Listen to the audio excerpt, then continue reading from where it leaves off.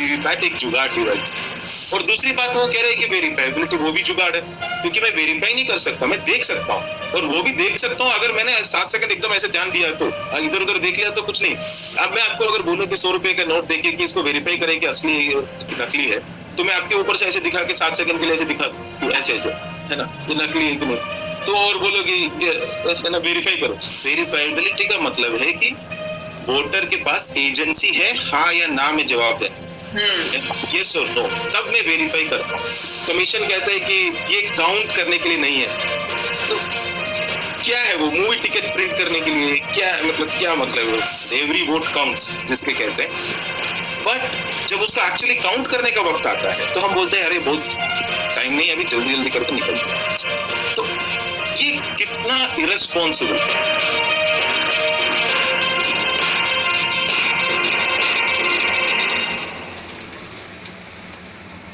Hello, नमस्ते, आदाब और सत श्री अकाल। एक्सप्लेन एक्स में आपका स्वागत है और मेरा नाम पूनम अग्रवाल है।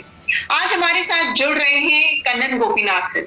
कन्नन गोपीनाथन एक आईएएस ऑफिसर है, जिन्होंने एज एन इलेक्शन ऑफिसर 2019 के लोकसभा चुनाव में पोलिंग बूथ में भी स्टेशन थे।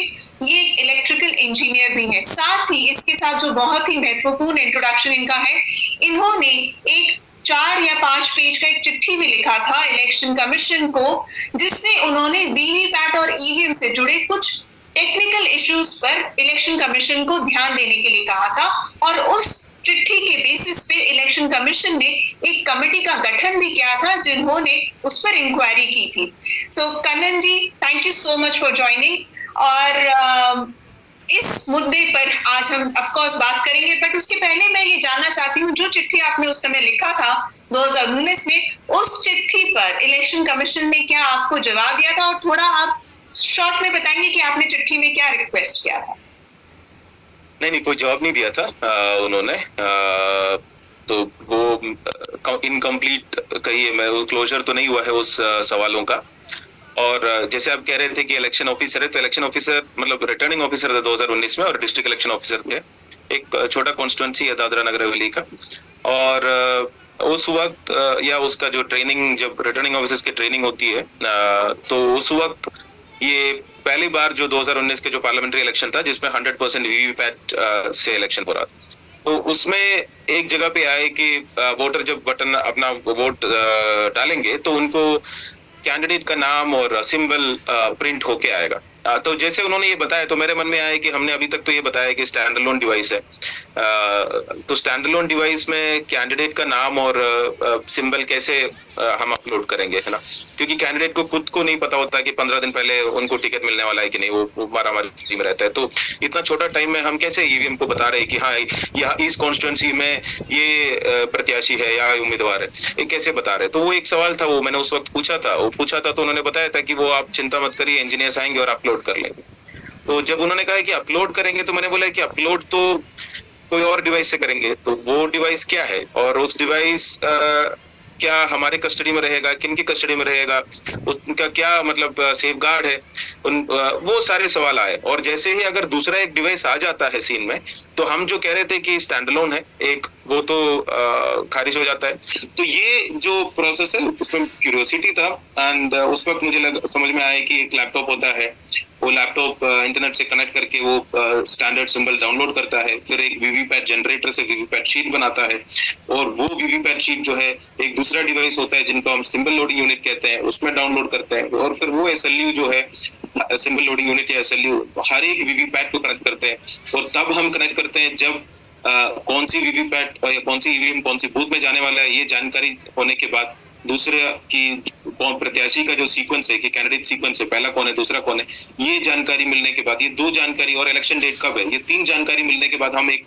डिवाइस जो है इन कनेक्ट करते हैं। वो 2 डिवाइस जो कि कभी रिटर्निंग ऑफिसर या डिस्ट्रिक्ट इलेक्शन ऑफिसर की कस्टडी चेन में नहीं रहता, जो कि इंजीनियर्स ले आते हैं, और इंजीनियर्स जो है इलेक्शन के बाद तुरंत ले जाते हैं उनको, पोलिंग के बाद ले जाते हैं, ना कभी स्ट्रॉन्ग रूम में रहते हैं, ना उसका बाद में कोई अकाउंटेबिलिटी कम से कम आरओ की तरफ से नहीं होता है कि उसमें क्या। मुझे कभी भी ये नहीं लगा कि मैनिपुलेट हो रहा है कोई भी चीज, क्योंकि ऐसा कोई एविडेंस सामने नहीं आया, पर मुझे बिल्कुल लगा कि ये वल्नरेबल है, इतना ज्यादा जो ओपेक प्रोसेस है, और इसमें इतने सारे point of failures electronic devices हमने जोड़ा हुआ है कि अगर फेलियर होगा भी तो हमें पता नहीं चलेगा कि क्या हुआ है क्या नहीं हुआ है। पर बात है कि ये जो अभी रिसेंट जो केरला में जो इंसिडेंट्स हुए थे, जो कि मैं समझता अभी हाल फिलहाल 2-3 दिन पहले हुआ। हाँ। तो मैं समझता हूँ कि बोनाफाइड थे, जो एरर्स के कारण भी हो सकता है, क्योंकि एरर्स के कारण ही हुआ था। पर जो पॉइंट करता है वो एक मेजर डिजाइन फ्लो में है। वो मेजर डिजाइन फ्लो ये है कि वीवीपैट जो है, ऐसा किसी भी सिनेरियो में ऐसा नहीं होना चाहिए, जो कमीशन खुद कहता है कि वीवीपैट में जो नंबर ऑफ स्लिप्स है और जो टोटल काउंट जो है सीयू में, इसमें कोई डिफरेंस कभी भी नहीं होना चाहिए किसी भी कंडीशन में, है ना। पर हमने जैसे कि देखा, वो रीजन कह रहे हैं कि बीच में पावर डिस्कनेक्ट हो गया था, हो सकता है स्विच ऑफ हो गया हो सकता है कुछ मैल फंक्शन हुआ हो, कुछ भी हो।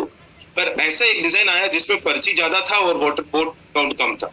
तो ये फिर सवाल उठता है कि क्या ये डिजाइन जो वीवीपैट का, मेरा कंसर्न यही सब थे जो कमीशन को लिखा था उस वक्त कि तो कल ये जो आप कल इलेक्शन कमीशन का जो कल से मेरा मतलब है जो थर्सडे को हुआ इलेक्शन कमीशन का जो भी आर्गुमेंट सुप्रीम कोर्ट में, उसमें उन्होंने ये भी कहा कि हमने कभी कोई इंसिडेंट हुआ ही नहीं जहां ईवीएम और वीवीपैट में मिसमैच आया। 2019 के इलेक्शन, लोकसभा इलेक्शन में 8 रिपोर्टेड केसेस थे।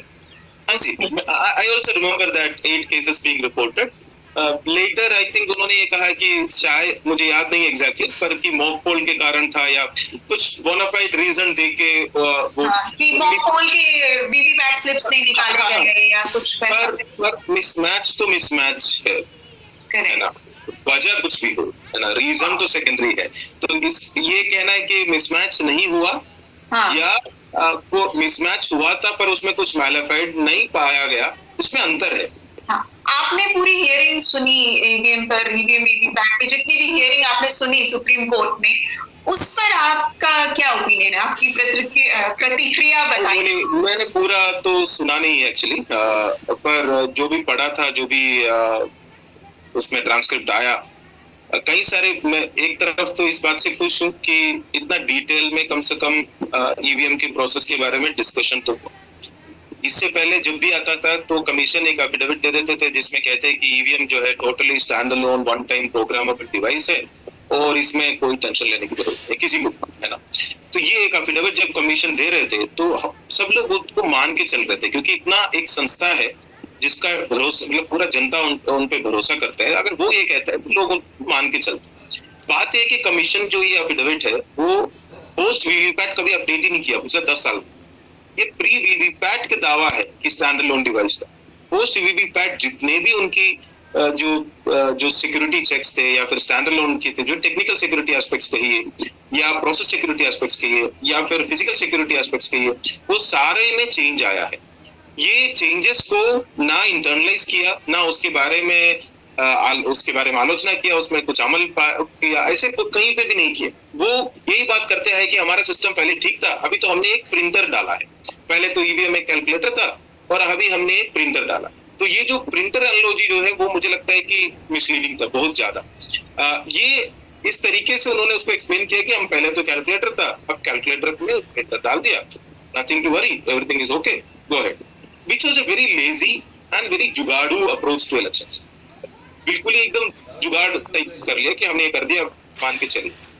वो अच्छा हुआ, कल पहली बार जो है एक इस प्रोसेस में लैपटॉप है, ये कमीशन ने बताया। अभी तक सामने नहीं आ रहा था कि लैपटॉप है इस प्रोसेस में, ये सामने नहीं आ रहा था कि एसएलयू है। वो तो एफएक्यू में 2024 में इन्होंने लाया। 2023 की सितंबर में सुप्रीम कोर्ट में एफिडेविट दिया था कि stand alone one time programmable device है, और 24 के एफएक्यू में उन्होंने खुद कहा है कि एसएलयू करके एक डिवाइस है, सिंबल लोडिंग यूनिट, सिंबल डालते वीवीपैट, और सिंबल लोडिंग यूनिट को कहते हैं कि ईवीएम इंफ्रास्ट्रक्चर का पार्ट है। अगर ईवीएम का पार्ट है ऐसा नहीं कह रहा, ईवीएम इंफ्रास्ट्रक्चर का पार्ट है कह रहा। पर ये तो ना स्ट्रॉन्ग रूम में रहता है, ना आरओ की कस्टडी चेन में रहता है, ना उसमें जो कोई भी सेफ्टी चेक है वो तो होता नहीं। तो ये एसेंशियली एक एक्सटर्नल डिवाइस है ना। तो ये बात सामने आई। और कौन रखता है एसएलयू, कौन रखता है? उनका कहना था कि एसएलयू में सिंबल जब लोड हो जाता है तो वो कहीं पर रख देते संभाल कर। एसएलयू नहीं, वो तो रहता ही है। जैसे देखो, लैपटॉप और एसएलयू लेके आते हैं, और पहले तो वो स्क्रीन में डिस्प्ले करने वाली चीज नहीं था, अभी उन्होंने शायद वो चेंज कर दिया कि स्क्रीन में डिस्प्ले हो, तो जो डिस्प्ले करना है कर लो।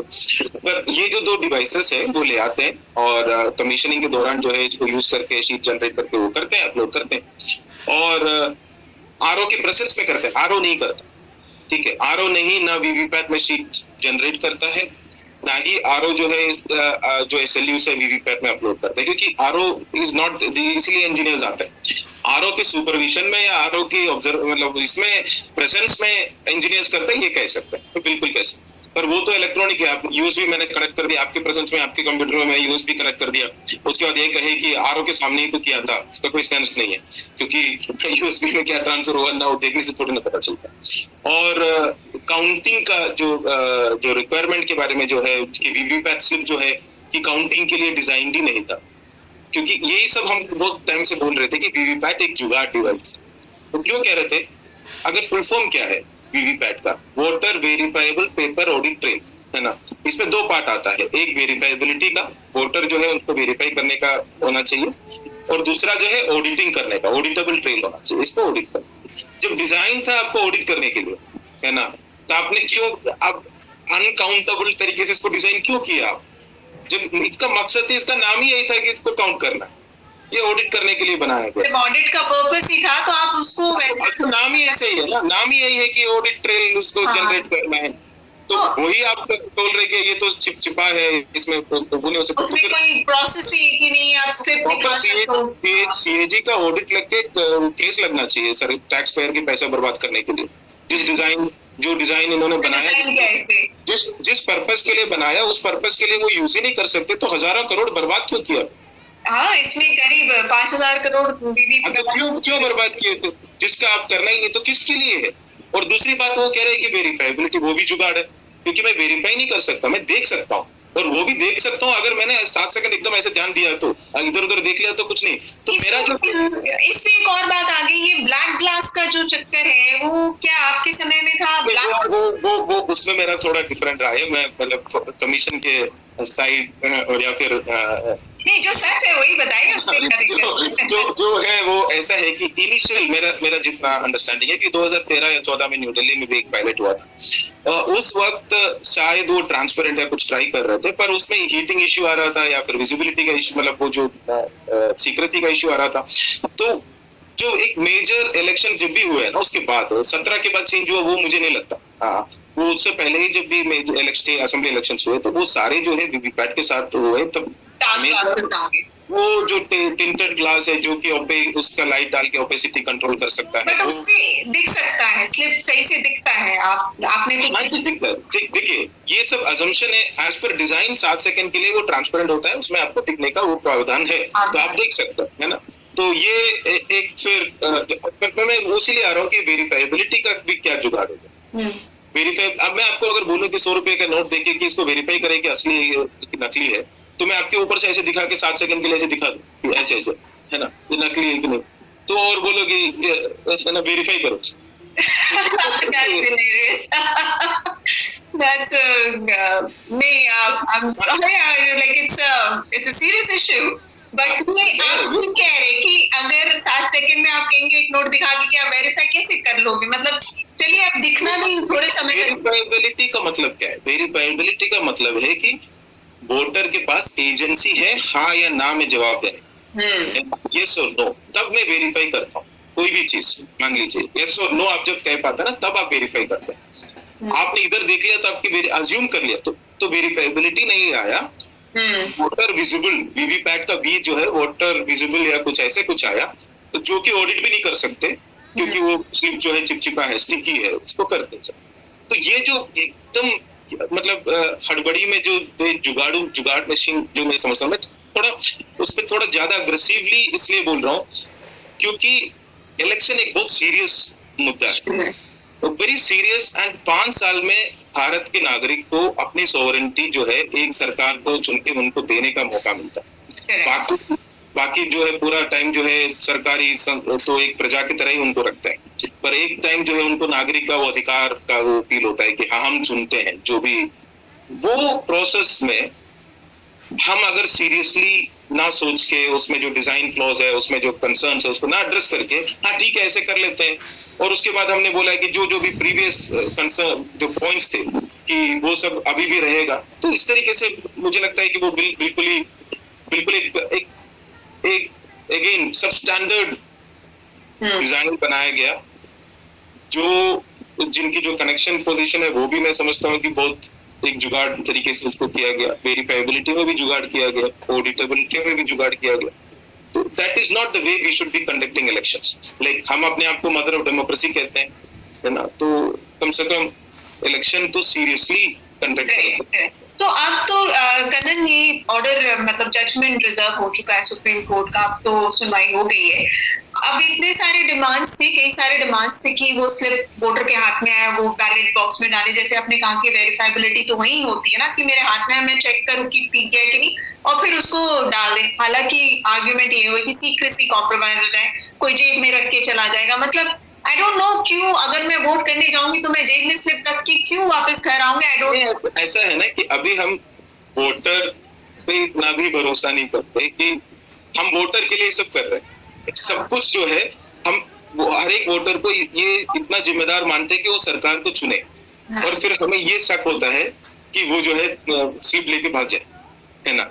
अगर इतना भी मेच्योर नहीं समझते आप खुद के वोटर्स को, तो उनको चुनने का अधिकार नहीं देना चाहिए। एग्जैक्टली। और आप मतलब आईपीएल की जो भी वोटर जाएगा वो तो हक के साथ जाएगा कि मैं वोट कर रहा हूँ, मेरा हक है ये। तो वो ऐसे तो जितने भी बैलेट बॉक्स के टाइम के इलेक्शन तो इलेक्शन कमीशन तो करना नहीं चाहिए। तो बैलेट पेपर लेके थोड़ी ना भाग जाते थे। मैं समझता हूँ कि वोटर को हक होना चाहिए वोटिंग के टाइम अपना वोट को वेरीफाई करना। बहुत सिंपल है, voter should be able to verify her vote at the time of voting. और दूसरा जो है, कैंडिडेट को यह हक होना चाहिए कि काउंटिंग के टाइम उस काउंट को वेरीफाई करने का, कि candidate should be able to verify the count at the time of count. ये दो अगर चीज हमने सरेंडर कर लिया, क्योंकि वोटर ना वेरीफाई कर सकता ना, अभी तो वीवीपैट की बात तो कम से कम VVPAT was a good step in that direction, but जैसे उसका इम्प्लीमेंटेशन किया वो तो मतलब it just surrendered all the security of the previous EVM and did not bring any benefits. जो वीवीपैट की कोई बेनिफिट्स होना चाहिए उसमें से एक भी नहीं लाया। तो हम वहां पे है अभी, तो वो वेरीफाइबिलिटी नहीं है। और दूसरा जो है, कैंडिडेट तो वेरीफाई कर ही नहीं सकते क्योंकि मशीन तो है 10 बार दबाओ वही वोट देगा, उसमें क्या वेरीफाई करोगे, तो वो वेरीफाइबिलिटी सरेंडर हो गई। और दूसरी जो बात है, जो कमीशन कहता है कि ये काउंट करने के लिए नहीं है, तो क्या है वो मूवी टिकट प्रिंट करने के लिए क्या है, मतलब क्या मतलब है वो? एग्जैक्टली। अगर आप वो कह रहे हैं स्टिकी है, थर्मल प्रिंटर है, नहीं वो मैं समझ लिया उस आर्ग्यूमेंट का जो है सीरियसनेस। जो वोटर देख रहा है उसका हम गिनती नहीं करते, जिसकी गिनती होती है वो देख लिया, उसके वोटर ने देखा नहीं है।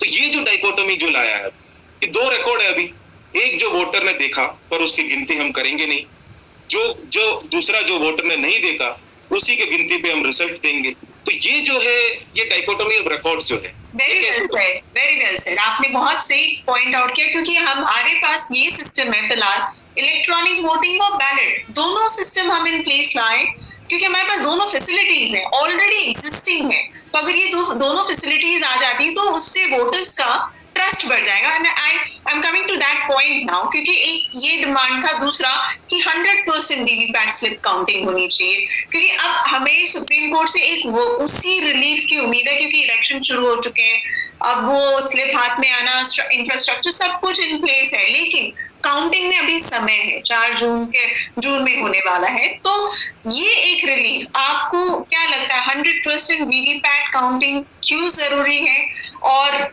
ये पॉसिबल है? क्योंकि इलेक्शन कमीशन का कहना है इतना समय लगेगा, 12 दिन लगेगा, तो ये लगेगा, और एक डब्बा खोल के वो पहले करते हैं वीवीपैट का। इस पे क्या कहना? कमीशन ने खुद कल मेरे ख्याल से सबमिट किया है, जो एक सवाल था उसमें कि 1 घंटा क्यों लगता है कि वीवीपैट का काउंटिंग, तो मान के चलिए कि 1 घंटा लगता है, which is a fairly good. अगर 1 घंटा लगता है वीवीपैट काउंट करने का रिक्वायरमेंट आता है, तो करंट हमारे पास 14 टेबल्स है एक असेंबली कॉन्स्टिट्यूंसी। हर एक असेंबली कॉन्स्टिट्यूंसी में अगर 14 टेबल्स है तो 1 घंटे में 14 बूथ हम कवर कर सकते हैं। हर एक टेबल पे 1 घंटे लगता है, तो 14 पैरेलली हो रहा है तो 14 हो सकता है। हर एक एसी में नॉर्मली 200 से 250 पोलिंग स्टेशन होते हैं, 250 मान के चलिए हायर है, ठीक। तो अगर आप 250 मान के चले तो कितना टाइम लगेगा? अब इसमें कोई ब्रेक वगैरह नहीं ले रहा हूं मैं, सिंपल कैलकुलेशन अगर करें तो मैक्सिमम 17 से 18 घंटा लगेगा। 18 घंटा लगेगा ये सारा काउंटिंग प्रोसेस कंप्लीट कर।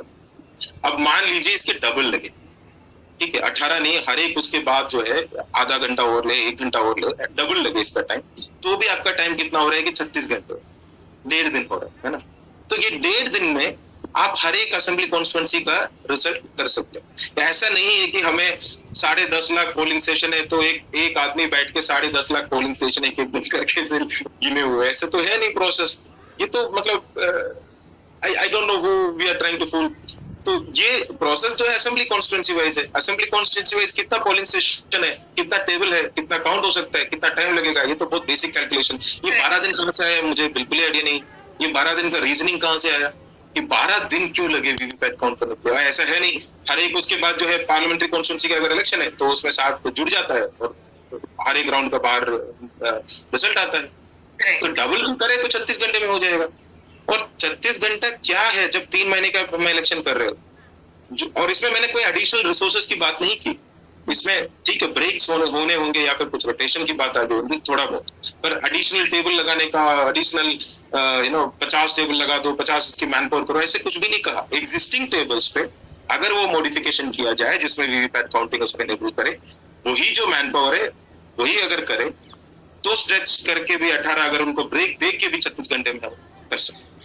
तो वो जो डिसीजन है वो कमीशन इसका ना काउंट करने का मतलब क्यों आर्ग्यू कर रहे हैं वो क्लैरिटी नहीं है मुझे, क्योंकि ऐसे कोई रिक्वायरमेंट नहीं होना चाहिए। रिसोर्स हम कितना लगाते हैं, आपने अभी वीडियो देखेंगे कि हम रस्सी पकड़ के ऊपर वोटिंग के लिए जाता है, हाथी के ऊपर जाता है, हेलीकॉप्टर के ऊपर जाता है। ये सब क्यों जाता है? ये सब इसलिए जाता है कि हम उनका वोट ले, है ना। हम उनके जाके बोल दीजिए हम वोट दीजिए, आपकी वोट बहुत इंपॉर्टेंट है, महत्वपूर्ण है हमारे जनतंत्र के लिए, हमें चाहिए।